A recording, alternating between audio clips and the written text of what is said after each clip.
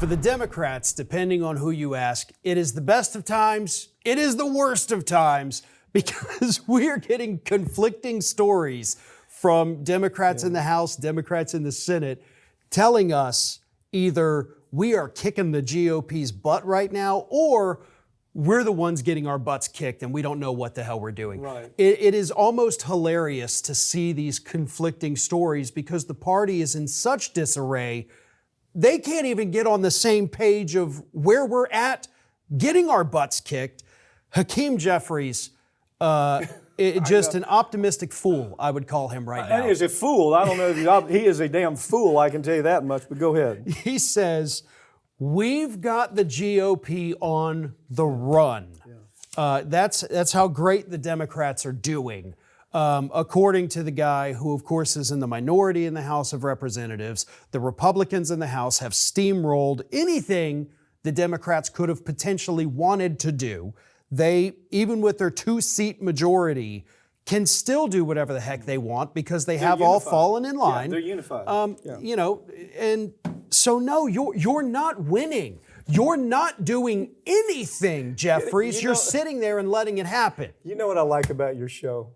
I like that when you do your segments, Farron, you bring this up. You don't say, I'm going to sell you something that is completely, it's not even plausible. Yeah.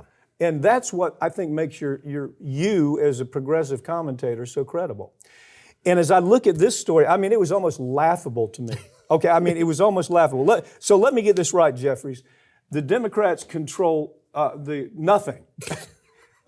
They control nothing. Right. You know, the Republicans, the House, Senate, U.S. Supreme Court, they're making moves into the media now that's startling. Yeah. We have huge shifts taking place in demographic that continues to grow, by the way. I don't know if you're watching this. We're coming up to midterms. These shifts are continuing to grow. Now, they might change after, the DOGE issue. We could see all that turn around, but at least we do know in the last election, Latinos, there was a shift there. There was a shift on young voters. There was a shift on black voters. And I don't know how Jeffries, it's like Slotkin said. By the way, she has a lot of talent. Yeah. I don't know. She absolutely I don't does. know what her chops are in the long run. She's got a lot of talent. She came and said, look, you dumb shits. Stop saying that everything's okay. It's not okay. We're in a free fall. Basically, I can't even name for you who's in charge of the party. I mean, I can't give you a name of who's in charge of our party. It's not, is it Schumer? Maybe, I don't know. Probably be a disaster if he was. Is it Clinton? Is it Hillary Clinton? She's always in the hallway, like some kind of goblin waiting to be heard. Is it, who is it? Is it Kamala? Is she in charge now? They don't even know who's in charge of the party. They're grasping at straws to pull these people up. Bashar's a big talking point. Well, listen, Bashar in Tennessee, right? Kentucky.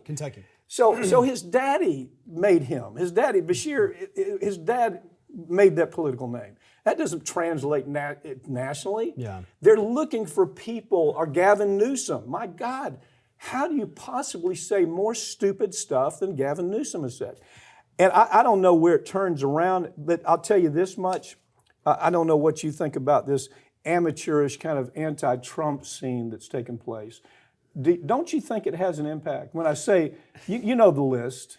You know the list. I mean, look, when he did his little speech and they held their little signs, like whatever it said, like we're not happy. That was the extent of really the pushback we're getting from these people. Well, you had pink suits. Yeah, Women wore that pink too. suits. That showed them. That moved me. So look, they're not doing a good job with the pushback for against Trump and the Republicans and whatever it is they're trying to do. Whatever it is they're trying to do, it changes day to day. Trump doesn't even know what he's doing or why he's doing it. He is handing everything to Democrats on a silver platter. My God, he opened his mouth and tanked the stock market. $4 trillion. And you guys are sitting here, boy, we got him. No, Bernie Sanders, look, when he went out, because a couple weeks ago, he was in Nebraska, then he did Iowa, then he did Wisconsin, had tens of thousands in Michigan. His campaign actually said, listen, he doesn't want to be doing this. Do you know why he's doing He it? doesn't need to do it. They said he is doing this, and he's only doing it now because we waited. We wanted to see who was going to step up and be the leader in the party. Somebody's got to do it. And finally he said, damn it, I guess I'm going to do it. But you know what else he said that I think is just noble as hell? He says, I'm not doing this because I'm going to run again.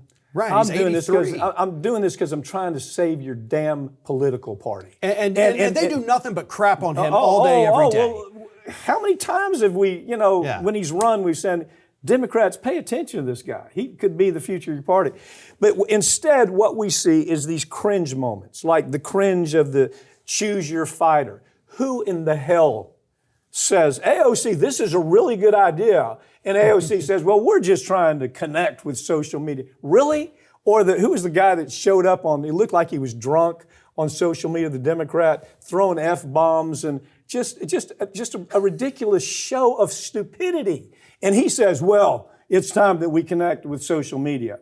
I mean, it never ends. When they went to the floor of the entrance of Congress in the lobby and they all took the knee a couple years ago, God. They don't know what to do other than performative BS. Yeah. And that's why Bernie went out and he said, look, for the last time, I'm 83 years old. I shouldn't be the one having to do this, but by God, one more time, I'm going to show you how to do it. And the response has been amazing. He is getting Trump rally numbers at his events. That's crazy. And the Democrats still aren't paying attention to him. They're still out with their crazy. It's not that they just lost an election. The Democrats have lost their mind. Okay? Yeah. This hysteria, we did a show on it. I'm following this story a little bit, this Trump hysteria, to where shrinks are actually saying, people are showing up in my office, that I've been following for a long time with this new level of hysteria that I can't even get my arms around. And they're saying, well, maybe this existed before the Trump issues came up. But there's no intelligent approach to this. And I think it's killing the Democrats. When you can't even say who your leader is, I mean, maybe you can.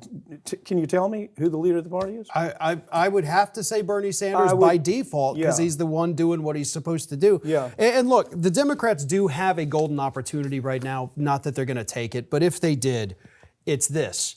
You've got the NRCC that told everybody, if you go out and do town halls, we may cut off the money. You're not going to get a dime. Mm-hmm. House Speaker says don't do town halls. Tim Walz actually last week, I guess it was, had a great thing. He said, listen, if Republicans, maybe I'll go to your district and do a town hall, which is a great idea, but don't just say it. Go actually do it. Go, you know what, Tim Walz, Minnesota, go to a town hall in Kansas. Go talk to these voters like Bernie does. Because that's the thing is Democrats think, well, I'm in the House, so the only thing that matters is my district right here. Yeah. Anything outside of this, they can go to hell. No, AOC can go to Texas. Bernie went to Nebraska. Tim Walz can go to Oklahoma. I mean, hell, they could come down here to Florida, for God's sake, and talk to people. But go outside your district, go outside your state, divide and conquer, and send people out that know how to speak to voters. Yeah. Let me, what this reminds me of. As I listened to the Jeffrey statement, there's a great scene in the Monty Python movie. It's called the Black Knight at the Bridge. And so the knight's standing there and he gets his arm cut off.